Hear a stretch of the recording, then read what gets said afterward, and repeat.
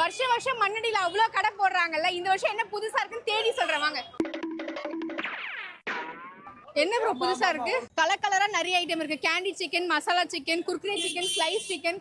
போதும் லிஸ்ட் பெருசா போயிட்டு இருக்கு. ஐயோ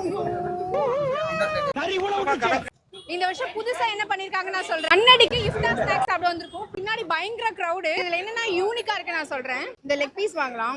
இது தின் லேயரா கட் பண்ணிருக்காங்க. இந்த சிக்கன் பார்க்கலாம். இது வந்து சாண்ட்விச் சிக்கன். இது வந்து பீஸா சிக்கனா, பேர் வந்து பர்கர் சிக்கனா. ஆக்சுவலா ஐட்டம்ஸ்லாம் ஒண்ணுதான், பேரு மட்டும் வேற வச்சிருக்காங்க.